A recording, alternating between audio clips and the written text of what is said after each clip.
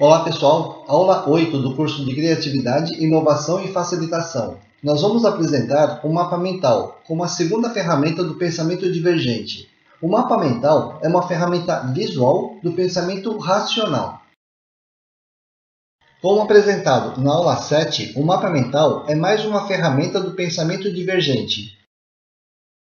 Você pode aplicar o mapa mental logo no início do processo de geração de opções, mas nós preferimos começar a geração de opções com o brainstorming, por ser mais rápido e intuitivo.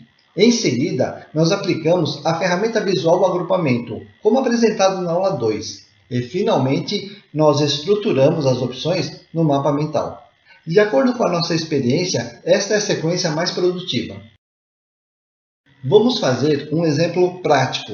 Aqui nós temos 10 opções geradas pelo ChatGPT em relação ao tema MIP, Manejo Integrado de Pragas. Podemos agrupar estas 10 opções em 5 grupos. E conforme apresentado na aula 2, a partir deste ponto nós podemos gerar novas opções, criando novas categorias ou grupos. Ou nós podemos gerar opções ou ideias dentro de cada um dos grupos formados. Nós podemos criar um mapa mental após o brainstorming, mas nós preferimos montar o mapa mental após o agrupamento. Após a construção do mapa mental, nós podemos gerar novas ideias no primeiro nível, o que corresponde a criar novos grupos. Ou podemos gerar opções no segundo nível, o que representa novas opções dentro de um grupo existente. O diferencial do mapa mental é que ele pode estimular a geração de novas ideias também no terceiro nível, ou seja, ele pode estimular a geração de novas ideias de forma mais intensa em relação à ferramenta visual agrupamento. Apenas para reforçar, nós podemos aplicar as ferramentas visuais agrupamento e mapa mental após o brainstorming. E também podemos aplicar o brainstorming para gerar novas opções depois do agrupamento ou do mapa mental. Isso vai depender do tempo disponível e da necessidade de novas opções. Esta é a representação do processo criativo ou decisório em duas etapas. Nas nossas facilitações de workshop de criatividade e inovação, nós iniciamos a fase de geração de opções de forma intuitiva com o brainstorming, seguindo a regra sem justificar.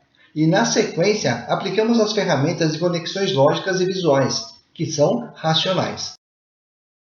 Voltando nesse esquema da aula 5, com as 3 formas do pensamento, intuitivo, emocional e racional, logo após cada sessão de brainstorming, nós podemos, quando necessário, aplicar os estímulos emocionais, antes de aplicar as ferramentas do pensamento racional, seja ele agrupamento ou mapa mental. Voltando à definição de criatividade da aula 1, é bastante restritivo ou limitador pensar em criatividade sem considerar as conexões.